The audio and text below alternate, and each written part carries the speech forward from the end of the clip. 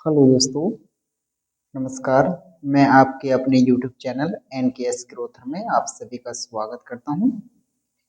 आज हमारा कक्षा 10 का पहला अध्याय है वास्तविक संख्याएं। इंग्लिश में इसे कहते हैं रियल नंबर्स। तो सबसे पहले हम बात करेंगे प्राकृतिक संख्याएं।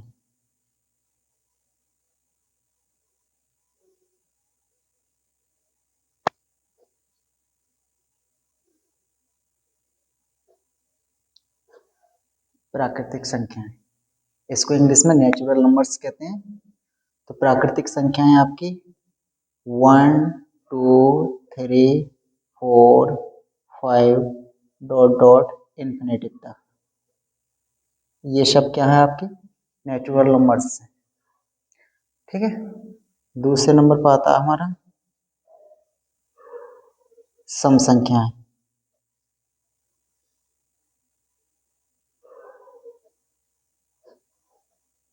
सम संख्याओं को इंग्लिश में कहते हैं इवन नंबर्स।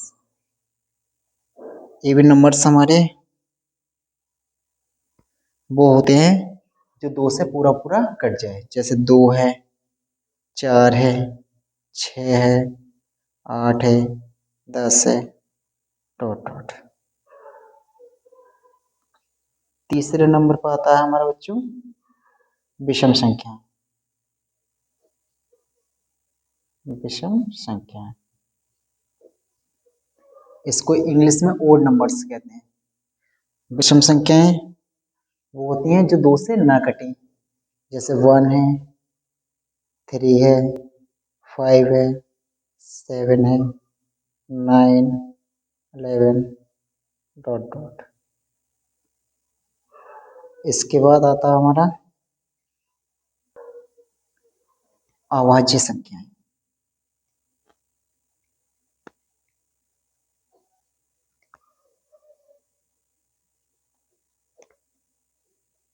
अभाज्य संख्याएं वो होती हैं जो केवल अपने आप से कटती हैं और जिसमें मात्र दो गुणनखंड होते हैं। जैसे मान लीजिए हमने 2 लिया, 2 भी क्या आपकी अभाज्य संख्या है। इसको इंग्लिश में को प्राइम प्राइम नंबर्स बोलते हैं। ठीक है। जैसे 2 है, 3 है, 5 है, 7 है, 11 है, 13 है, 17 है, 19 है, 23 है, डॉट डॉट। अब इसमें जितनी भी संख्याएं ली है हमने वो केवल अपने आप से कटती है। 2 है, केवल 2 से कटेगी और कोई संख्या इसको नहीं काट सकती। 3 है, 3 से कटेगी। 5 है, 5 से कटेगी। और इसके केवल इनके जितने भी संख्याएं मैंने अभाज्य संख्याओं में, अभाज्य संख्याएं जितनी भी होती हैं इनके केवल 2 ही फैक्टर होते हैं।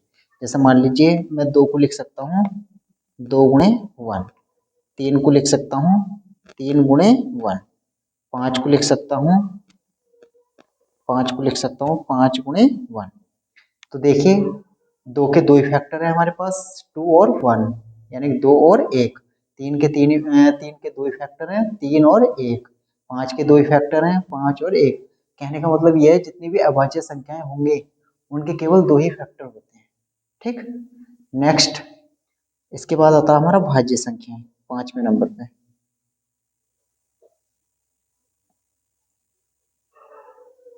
भाज्य संख्याएं, ठीक है। भाज्य संख्याएं वो संख्याएं होती हैं जो अभाज्य ना हो। जैसे मान लीजिए हमने 4 ले लिया, उसके बाद 6 ले लिया, उसके बाद 8 ले लिया, उसके बाद 9 ले लिया, फिर 10 ले लिया, फिर 12 ले लिया।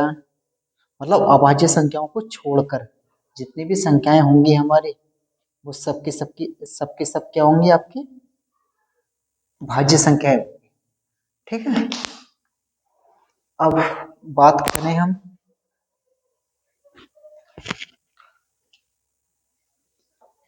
परिमेय संख्या नंबर 6, परिमेय संख्या। परिमेय संख्याएं आपकी वो P/Q के रूप में होंगी यानी कि अंश बटे हर के रूप में होंगे, ठीक है। और Q बराबर नहीं होगा 0 के, ठीक है। 0 के अलावा कुछ भी हो सकता है, +-1 +-2 +-3, और P का मान भी कुछ भी हो सकता है, +-1 +-2 +-3, और P का मान 0 भी हो सकता है, लेकिन Q का मान 0 नहीं होगा, हर 0 नहीं होगा, ठीक है। और P and Q belongs to I। तो कहने का मतलब यह है कि P और Q प्लस माइनस में प्लस और माइनस की संख्याएं हो सकती हैं। P 0 हो सकता है, लेकिन Q कभी भी 0 नहीं हो सकता, ठीक है, पहली बात। दूसरी बात ये कि जहाँ पे संख्याओं का रिपीटेशन होता है, यानी कि संख्याएं रिपीट होती हैं, जैसे मान लीजिए 1.22222 इस तरीके से ये संख्याएं क्या है, पॉइंट के बाद ये लगातार रिपीट हो रही है ना, दो दो की पुनरावृत्ति हो रही है। तो जहाँ पे संख्याओं की पॉइंट के बाद पुनरावृत्ति होती है, तो वो संख्याएं भी किसके अंतर्गत आती हैं, आपकी परिमेय संख्याएं, यानी इंग्लिश में कहते हैं इसको रेशनल नंबर, ठीक है। अब इसको हम अगर शॉर्ट में लिखना चाहें थोड़ा, तो इसको लिख सकते हैं हम 1.2 का वार। तो इस बार को जब हटाएंगे तो दो दो लिखते चले जाएंगे, ठीक है, इन्फिनेटिव तक। ऐसी और अगर लिखना चाहें हम, जैसे मान लीजिए मैं लिखना चाहूँ 1.343434 डॉट डॉट, तो यहाँ पे भी देखिए ये भी क्या है, आपकी एक परिमेय संख्या है, क्योंकि यहाँ पे पॉइंट के बाद दो दो संख्याओं का रिपीटेशन हो रहा है, यानी कि पुनरावृत्ति हो रही है। देखिए 0.3434343434 इस तरीके से चलता रहेगा आपका। तो अगर इसे शॉर्ट में लिखना चाहें हम, तो इसे लिख सकते हैं हम 1.34 का बार, और जैसे ही हम बार हटाएंगे तो इसके आगे लिखते चले जाएंगे 3434, यानी कि 34 की पुनरावृत्ति होती चली जाएगी, ठीक है। अब इसके बाद हमारा जो आता है 7वें नंबर पर आता है हमारा अपरिमेय संख्या।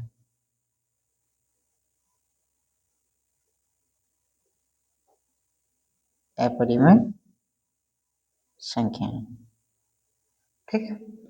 अपरिमेय संख्याएं जैसे जो भी संख्याएं रूट के अंदर होती है, यानी कि रूट से बाहर ना निकले, तो वो सबकी सब संख्याएं क्या कहलाती है, आपकी अपरिमेय संख्याएं कहलाती है।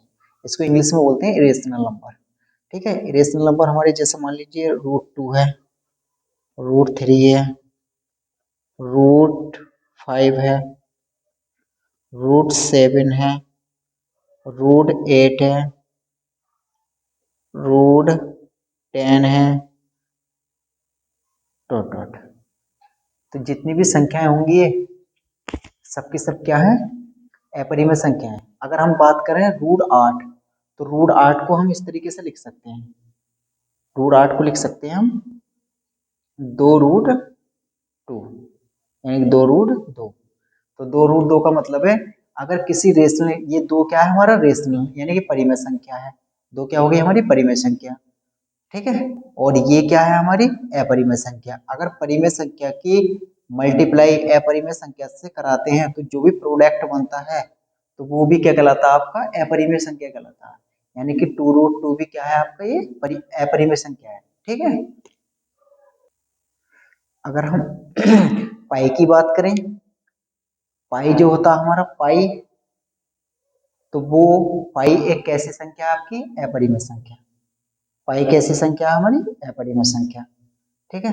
लेकिन पाई का जो मान होता है 22/7, पाई का मान कितना होता है आपका 22/7, तो 22/7 वो क्या हुआ हमारा एक, यानी कि 22/7 P/Q के रूप में है, और जो P/Q के रूप में हो, अंश बटे हर के रूप में हो, तो वो कैसी संख्या होती है, आपकी परिमेय संख्या।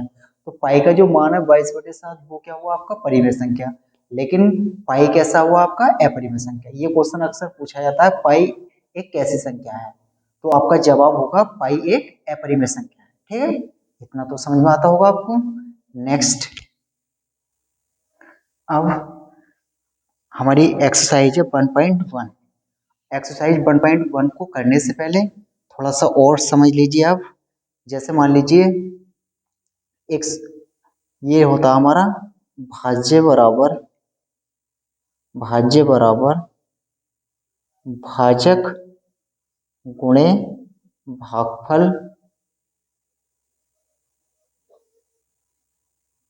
भाज्य बराबर भाजक गुणे भागफल प्लस शेषफल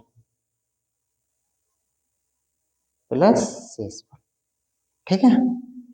जैसे मान लीजिए कोई आपकी फॉर्म लिखी हो इस तरीके से a/b तो हम इसे ऐसे भी लिख सकते हैं a बराबर BQ प्लस आर तो ए का मतलब हो गया आपका भाज्य और जिससे हम भाग करते हैं वो क्या हो गया आपका भाजक और भाजक के जो गुणा में होता है वो होता है आपका भागफल और शेष जो बचता है प्लस में जो लिखा जाता है वो होता है आपका शेषफल यानी कि रिमाइंडर। ठीक है।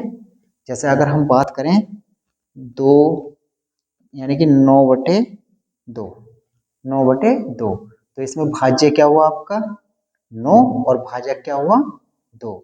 अगर थोड़ा सा और लिखना चाहें इसको तो ऐसे लिख सकते हैं इस तरीके से 9 को मतलब 2 से किसको भाग करना है 9 को तो 2 से जब 9 को भाग करेंगे तो 2 चौक 8 शेषफल कितना बचा आपका 1। ठीक है।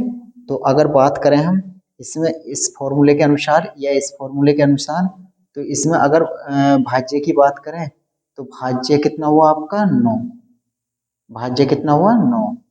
अगर भाजक की बात करें तो भाजक कितना हुआ 2 गुणे फिर क्या होता है हमारा भागफल कितना हुआ हमारा 4 फिर प्लस में क्या होता है यहाँ पे शेषफल। ठीक है। शेषफल में क्या होगा हमारा 1। ठीक है। तो यानी कि ये तो हो गया हमारा भाजक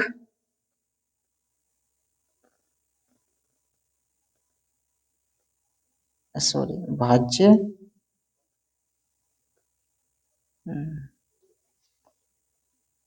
प्यारे बच्चों ये क्या हुआ हमारा 2 क्या हुआ यहाँ पे भाजक अगर 9 की बात करें तो 9 क्या हुआ हमारा भाज्य अगर 4 की बात करें तो 4 क्या हुआ हमारा भागफल अगर 1 की बात करें तो 1 क्या हुआ हमारा शेषफल। ठीक है। तो ये होता है हमारा a बराबर BQ प्लस आर ए का मतलब भाज्य b का मतलब भाजक q का मतलब भागफल और r का मतलब शेषफल। ठीक ठीक। तो ये हमारा भागफल हुआ 4 9 क्या हो गया हमारा भाज्य हो गया 2 क्या हो गया भाजक और 1 क्या हुआ शेषफल। अब इसी पे आधारित कुछ क्वेश्चन हैं अब उनको हम करते हैं। ठीक है। तो इसमें हमारा पहला क्वेश्चन है देखिए हमारा पहला क्वेश्चन है निम्नलिखित संख्याओं का HCF ज्ञात करने के लिए यूक्लिड विभाजन एल्गोरिथम का प्रयोग कीजिए। ठीक है। तो अगर HCF की हम बात करें तो HCF का फुल फॉर्म होता है हाईएस्ट कॉमन फैक्टर ठीक है। इसको हिंदी में कहते हैं महत्तम समावर्तक। एक होता है हमारा एलसीएम जो होता है वो होता है लिस्ट कॉमन मल्टीपल यानी कि लघुत्तम समावर्तक। ठीक है। एचसीएफ महत्तम समावर्तक और एलसीएम लघुत्तम समावर्तक। तो हम फिलहाल किस पे बात कर रहे हैं एचसीएफ पे। तो इसमें फर्स्ट क्वेश्चन में पहला पार्ट है हमारा 135 और 225 इसका क्या निकालना हमें एचसीएफ निकालना है और एचसीएफ कौन सी विधि से निकालना हमें यूक्लिड विभाजन एल्गोरिथम का प्रयोग करके। ठीक है। हमें इस मेथड का प्रयोग करना है तब हमें इसका एचसीएफ निकालना है। तो देखिए देखिए ये लिया हमने पहला क्वेश्चन पहले का पहला पार्ट 135 और 225 इसका हमें क्या निकालना है एचसीएफ निकालना है। ठीक है। क्या निकालना है हमें एचसीएफ। तो हमें ये वाला मेथड यूज करना है a बराबर BQ प्लस आर यानी कि मैं दिखा देता हूँ एक बार भाज्य बराबर भाज्य गुणे भागफल प्लस शेषफल। तो ठीक है हम इसको इस रूप में लिख लेते हैं पहले यानी कि अब इसमें आप सोचोगे कि भाज्य क्या है और भाजक क्या है। तो जो बड़ी संख्या होती है वो हमेशा क्या होती है भाज्य होती है। तो बड़ी संख्या क्या है आपकी 225। ठीक। अब छोटी संख्या क्या है आपकी 135 तो ये क्या हुआ आपका भाजक। तो 235 का पहाड़ा 225 में पढ़ना है हमें, ज्यादा ना हो, बराबर या कम भलाई से रह जाए। तो मतलब 135 का पहाड़ा 225 में पढ़ेंगे, 135 ही का ना 135, 135 दूनी 270, 270 क्या हो रहा है, वो ज्यादा हो रहा है। बस एक बार ही पढ़ेंगे, 135 ही का ना 135। अब 225 में से 135 घटाएंगे तो शेषफल कितना बचेगा हमारा, शेषफल बचा 0। और यहाँ 12 में से 3 गए, कितना बचेगा 9। और 1 में से 1 गया तो 0, तो शेषफल कितना बचा हमारा 90। अब क्या करना है हमें, जो भाजक है हमारे पास 135, तो अब उसको शेषफल से भाग करना है, ठीक है। जो भी शेषफल बचता है हम उससे क्या करते हैं, भाग करते हैं। अब यहाँ पे देखिए 135 लिखा हमने, अब भाग किससे करनी है, मैंने बताया आपको अभी, शेषफल से। तो शेषफल कितना बचा है यहाँ पर 90। अब 90 का पहाड़ा फिर पढ़िए आप 135 पे, 90 का ना 90, 90 दूनी 180, 180 ज्यादा हो रहा है, केवल एक ही बार जाएगा, 90 का ना 90। अब 135 में से अगर 90 घटाएं हम तो शेषफल बचा आपका 45। शेषफल कितना बचा आपका 45, ठीक है। आप क्या करेंगे, अब यहाँ पे फिर से 90 लिखिए और भाग किससे करनी है आपको, शेषफल से। अभी मैंने बताया शेषफल से हम भाग करते हैं, जो भी शेषफल बचता है आपका। अब शेषफल यहाँ पे कितना बचा हुआ था 45, तो अब 90 को किससे भाग करनी है, इस 45 से। तो 45 दूनी 100, 45 दूनी कितना हो गया आपका 90, ठीक है। तो ये पूरा पूरा आपका पहाड़ा जो है 90 में जा रहा है, 45 दूनी 90। अगर 90 में से 90 घटाओगे तो शेषफल कितना बचा आपका 0। और जब तक शेषफल 0 न बच जाए तब तक हम क्या करते रहेंगे, इसको भाग करते रहेंगे, ठीक है। तो इसका मतलब इसका जो HCF हुआ, HCF कितना हुआ इसका 45, यानी कि 45। 45 से पूरा पूरा क्या हो रहा है, ये डिवाइड हो रहा है 90, ठीक है। तो इसका जो HCF हुआ कितना हुआ 45। ये हमारा फर्स्ट क्वेश्चन का आंसर है, ठीक है। ये सॉल्यूशन हुआ हमारे फर्स्ट क्वेश्चन का। अब नेक्स्ट देखिए, अब क्वेश्चन नंबर फर्स्ट का हमने दूसरा पार्ट लिया है यहाँ पे, 196 और 38220। इसका भी क्या निकालना है, हमें HCF ही ज्ञात करना है। तो HCF ज्ञात करने के लिए मैंने बताया अभी, सबसे पहले लिखते हैं हम भाज्य। इसमें जो बड़ी संख्या है वो आपकी क्या है, भाज्य है। तो 38220 ये क्या हुआ हमारा भाज्य, और भाजक क्या हुआ हमारा 196, यानी कि 196 से किसको भाग करना है, 38220 को। अब देखिए यहाँ पे जो है ना, आप 196 का पहाड़ा अगर 195 बार पढ़ते हैं तो हमें क्या इनका जो प्रोडक्ट बनेगा, 196 का पहाड़ा 195 बार पढ़ने पर हमें पूरा पूरा क्या होगा, 38220 ही प्राप्त होगा, ठीक है। और 38 इसकी गुणा कराने पर हमें क्या प्राप्त होगा, 38220, ठीक है। तो 38220 में से 38220 घटाने पर शेषफल क्या मिला हमें 0, ठीक है। और मैंने अभी बताया जब तक शेषफल हमें 0 ना मिल जाए तब तक हम क्या करते रहेंगे, भाग करते रहेंगे। बस हमें अब आगे जाने की जरूरत ही नहीं है, क्योंकि 196 का पहाड़ 195 बार पढ़ने पर शेषफल क्या मिल गया, हमें 0 मिल गया। तो कहने का मतलब यह है, इसका जो HCF हुआ इसका 196, ठीक है। ये फाइनली जवाब होगा हमारा। क्वेश्चन नंबर पहले का थर्ड पार्ट है हमारा, 867 और 255। इसका भी क्या निकालना हमें, HCF ही निकालना है, ठीक है।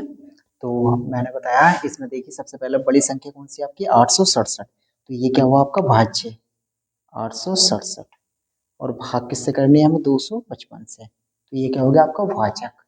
अब भागफल की अगर बात करें तो 255 का पहाड़ा अगर हम 3 बार पढ़ते हैं तो हमें कितना प्राप्त हो रहा है, 765। कितना प्राप्त हो रहा है यहाँ पर 765, ठीक है। अगर 255 का पहाड़ा 3 बार पढ़ते हैं तो 765 प्राप्त हुआ। तो अब 867 में से 765 जब घटाते हैं तो शेषफल हमारा बचेगा 102, ठीक। अब मैंने बताया है जो शेषफल बचता है उसको इस जो भाजक होता है हमारा उससे उसको भाग करते हैं। यहाँ पे ये आपका 255, अब फिर शेषफल से इसको क्या करना है, भाग करना है।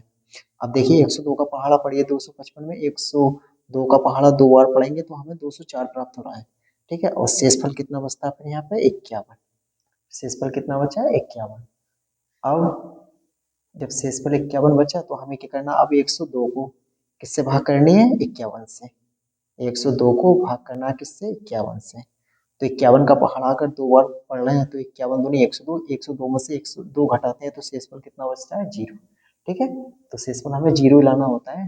तो इसका जो HCF हुआ वो कितना हुआ, 51।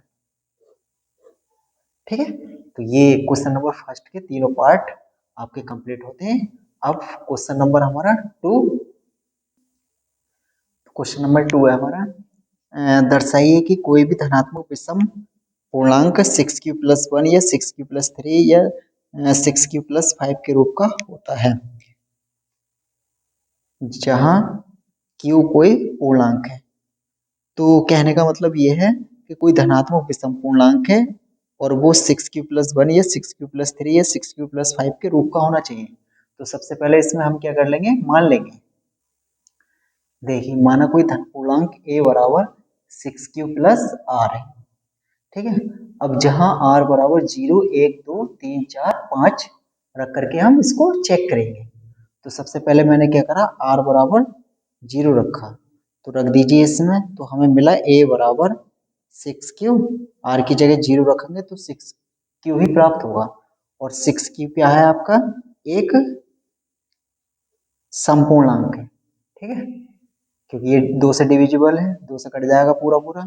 अगर r बराबर हम 1 रखते हैं, तो r बराबर अगर 1 रखते हैं तो a का जो मान प्राप्त होगा हमें यहाँ रख दीजिए r बराबर 1, तो ये होगा आपको 6q+1। और जिसके लास्ट में 1, 3, 5, 7, 9 ये आ जाए तो वो सब संख्याएं कैसी होती हैं आपकी, विषम। तो ये क्या हुआ आपका विषम पूर्णांक। अगर r बराबर 2 की बात करें तो a बराबर यहाँ रख दीजिए r बराबर 2, तो ये होगा 6q+2, 6q+2। और जिसके लास्ट में 2 आ जाए, 4 आ जाए, 6 आ जाए, 8 आ जाए, 10 आ जाए, तो वो क्या होगा आपका एक समपूर्णांक होगा। अगर हम r बराबर 3 रखें, r बराबर 3, तो a बराबर हमें कितना प्राप्त हो रहा है, 6q, r की जगह 3 रख दीजिए यहाँ पे, 3। और ये क्या हुआ फिर आपका विषम। ठीक है, ये विषम पूर्णांक हुआ।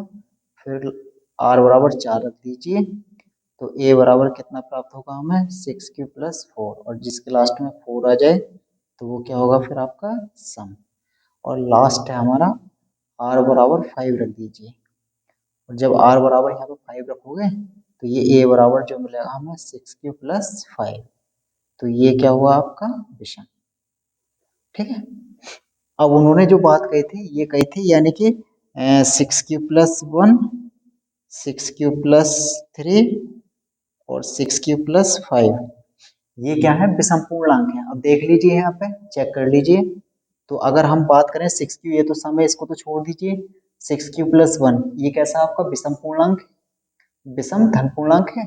और फिर अगर बात करें 6, इसे छोड़ दीजिए, ये सम हो गया आपका, ये ले लीजिए। अब 6q+3 ये भी क्या है आपका विषम है। और लास्ट में हमारा 6q+5 ये भी क्या है, विषम है। तो कहने का मतलब यह है, अतः कह सकते हैं हम कि 6q+1 या 6q+3 या 6q+5 एक विषम धनात्मक पूर्णांक है या धन पूर्णांक है। और हमसे यही सिद्ध करवा रहा, तो इति सिद्धम, इति सिद्धम दर्शाने का मतलब होता है सिद्ध कीजिए। ठीक है, हमें सिद्ध करके दिखाना था कि वास्तव में 6q+1, 6q+3, 6q+5 एक विषम धन पूर्णांक है। तो हम इसको प्रूव कर चुके हैं। अब थर्ड क्वेश्चन की बात करें, क्वेश्चन नंबर 3, ये कह रहा है किसी परेड में 616 सदस्यों वाली एक सेना आर्मी की टुकड़ी को 32 सदस्यों वाले एक आर्मी की बैंड के पीछे मार्च करना है। तो दोनों समूह के समान संख्या वाले स्तंभों में मार्च करना है, तो उन स्तंभों की अधिकतम संख्या क्या होगी जिसमें वे मार्च कर सकते हैं। कहने का मतलब यह है कि जैसे मान लीजिए आपके कॉलेज में 100 बच्चे हैं, अगर 100 बच्चों को हम खड़ा करें और उनकी एक पंक्ति बनाएं, एक पंक्ति में अगर 20 बच्चे खड़े कर दें तो टोटल 100 बच्चों की कितनी पंक्तियां बनेंगी, यानी कितनी लाइनें बन सकती हैं। ठीक है, तो कितनी लाइनें बनेंगी, अगर 100 बच्चे हैं आपके कॉलेज में, अगर हम 20 बच्चों को एक पंक्ति में खड़ा कर रहे हैं तो कितनी पंक्ति बनेंगी, टोटल 5, क्योंकि 20 पंजे 100। तो ऐसे ये कह रहा है कि 616 सदस्यों वाली एक सेना आर्मी की टुकड़ी को 32 सदस्यों की एक टुकड़ी बैंड के पीछे मार्च करना है, यानी कि 616 में से 32 सदस्यों वाली एक टुकड़ी बनानी है, यानी कि 32 सदस्यों को हमें खड़ा करना है। ठीक है, तो वही सवाल है आपका जो अभी मैंने आपको समझाया। तो हम क्या करेंगे इसमें देखिए, हमने 616 लिखा और 32। ठीक है, अब हमें क्या करना है, इसमें वही विधि उसी मेथड का यूज करेंगे जो अभी कराया था मैंने। कौन सा था हमारा, यूक्लिड विभाजन एल्गोरिथम। तो यूक्लिड विभाजन एल्गोरिथम का प्रयोग करके क्या करना है, हमें इसका एचसीएफ निकालना है। तो वही क्या होगा, हमारा फाइनली जवाब होगा। तो हम सबसे पहले इसमें देखिए, सबसे बड़ी संख्या क्या है आपकी 616 और छोटी क्या है 32। तो यानी कि भाज्य क्या हुआ हमारा 616 और भाजक कितना हुआ हमारा 32। तो 32 को भाग करना है किसे, 616 को। तो 32 का पहाड़ा अगर हम 19 बार पढ़ते हैं तो शेषफल हमारा कितना बचेगा, शेषफल बचेगा हमारा 8। ठीक है, क्योंकि हमें 32 का पहाड़ा 19 बार पढ़ने पर हमें 608 प्राप्त होता है, और 616 में से 608 घटाएंगे तो शेषफल कितना बचेगा आपका 8। अब फिर हमें क्या करना है, इस 32 को शेषफल से भाग करना है, शेषफल कितना 8। तो अब ये 32 ले लीजिए, भाग किससे करना है हमें 8 से। तो 8 का पहाड़ा पढ़िए 32 में, 8 चौक 32। अब 32 में से 32 घटाएंगे तो शेषफल कितना बचा 0।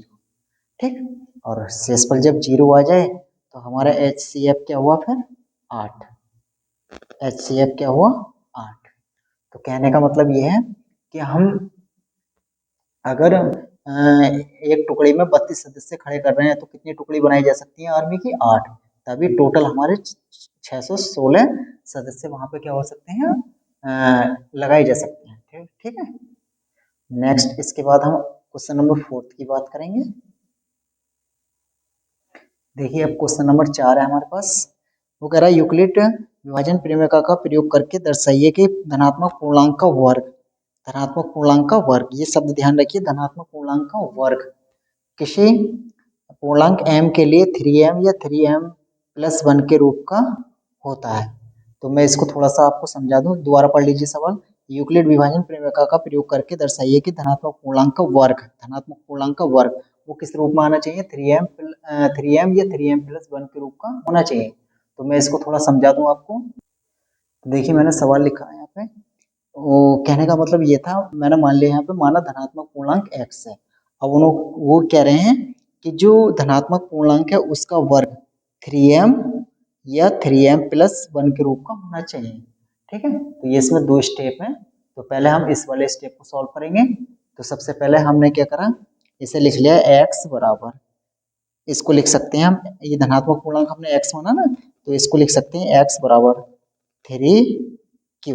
थोड़ी देर के लिए हमने m को किस में रिप्लेस कर दिया, q में। तो अब इसका वर्ग करके देखिए, हमें तो वर्ग करके दिखाना है, और वर्ग जो होना चाहिए धनात्मक पूर्णांक या धन पूर्णांक का वर्ग जो होना चाहिए किसके रूप में आना चाहिए, वो 3m के रूप में।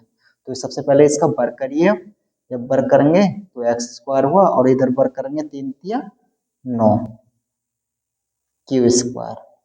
ठीक है, तो हमें बनाना क्या है 3 × m। तो इस 9 के फैक्टर कर लीजिए, सबसे पहले इसे 9 को लिख सकते हैं हम 3 × 3 q², 3 या 9। तो हमें 9 भी मिल चुका है, सॉरी 3 भी मिल चुका है, हमें लाना क्या है यहाँ पे m।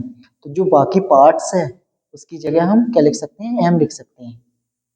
तो x² बराबर, इसकी जगह क्या लिख दिया हमने m। तो हमें प्राप्त हो गया x² बराबर 3m, जहाँ जहाँ m बराबर, m जो माना है किसकी जगह 3q², इसकी जगह क्या रखा हमने m रखा। तो देखिए, हमें पहला पार्ट प्राप्त हो चुका है। अब दूसरे अगर पार्ट की बात करें तो दूसरा पार्ट हमारा x, हमें जो लाना है x² बराबर 3m+1।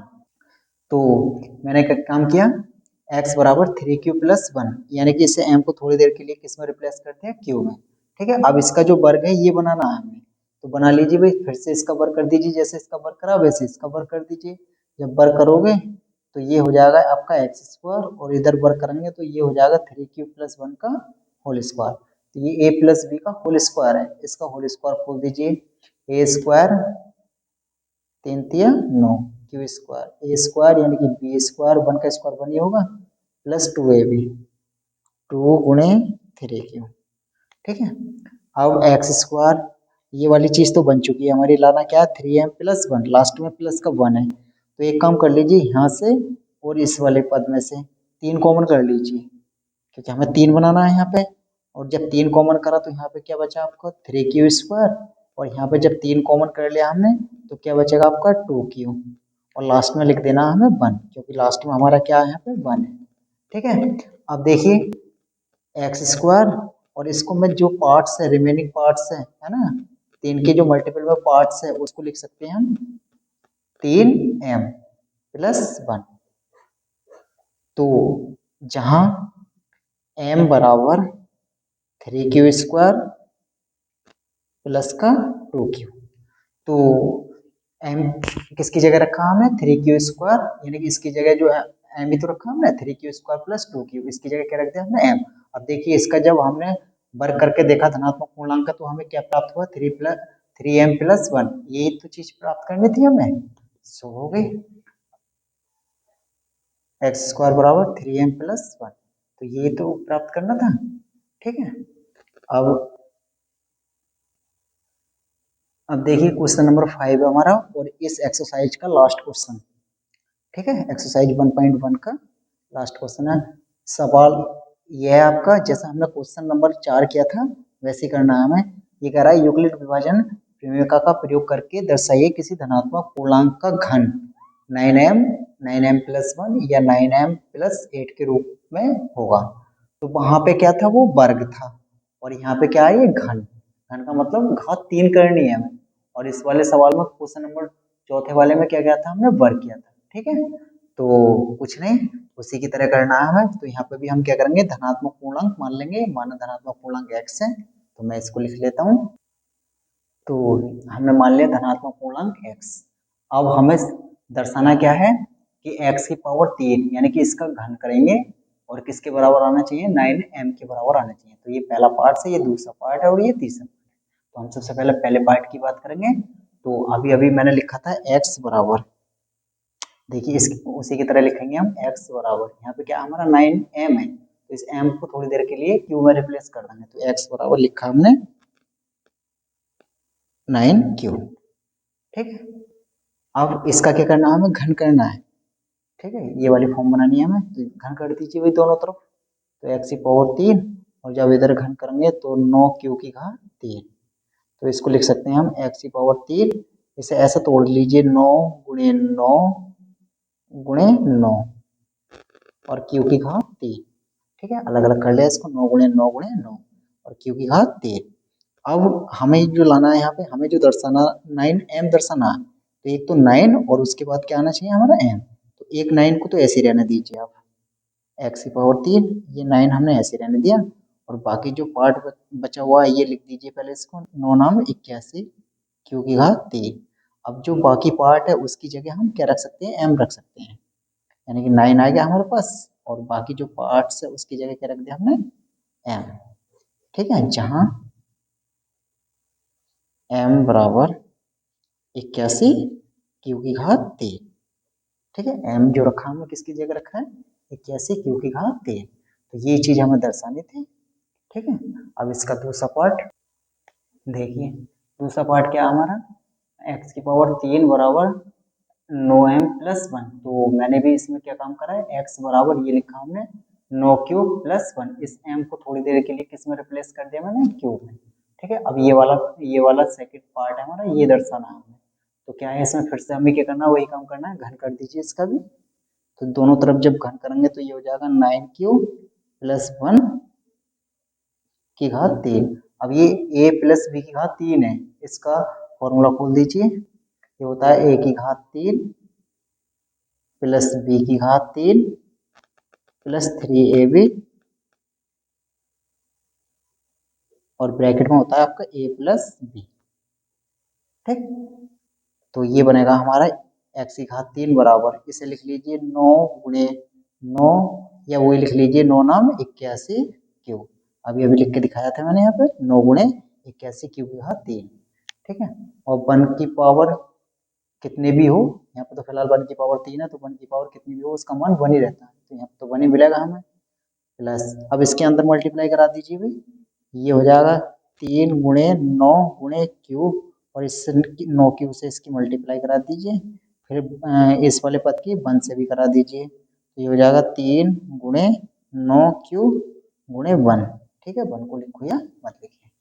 अब देखिए इसमें हमें क्या लाना है, 9m प्लस 1 लाना है, लास्ट में क्या है प्लस 1 है और 9m है, तो जितने भी पार्ट्स हैं ये क्यू वाले टर्म्स हैं, इनमें से सब में से क्या कर लेंगे हम, 9 कॉमन कर लेंगे।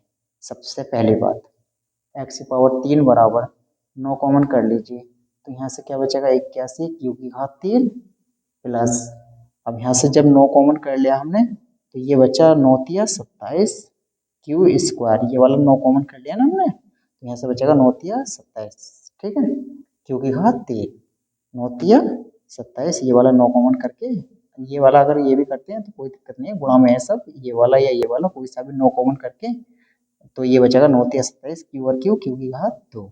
और यहाँ से जब 9 कॉमन किया हमने तो यहाँ से क्या बचेगा आपका, 9 कॉमन करने के बाद बचा आपका 3 क्यू, और लास्ट में लिखना हमें 1, क्योंकि लास्ट में क्या लाना है हमें यहाँ पे 1 ही लाना है ना, तो लास्ट में हमने क्या लिखा 1।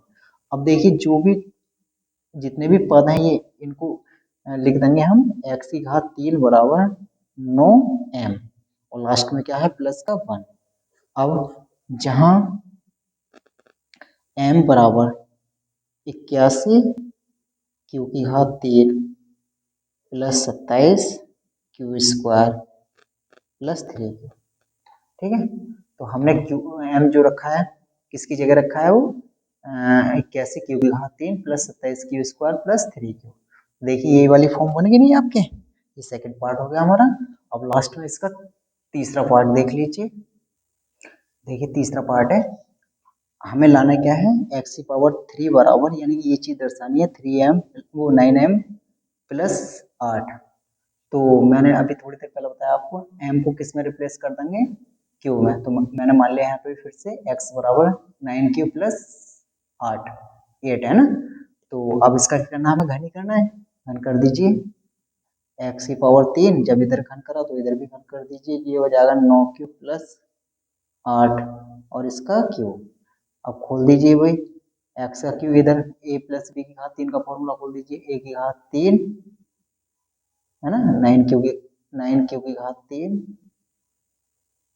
प्लस 8 की घात 3 प्लस 3ab 3 गुणे a गुणे b, और ब्रैकेट में होता है हमारा a प्लस बी, यानी 9 क्यू प्लस 8। ठीक, अब ये जो बनेगा हमारा एक्स की पावर 3 बराबर, इसको अभी वही लिख देंगे जैसे अभी लिखा था हमने 9 गुणे 81 क्यू की घात 3, और 8 की पावर 3 का मतलब है 512 512।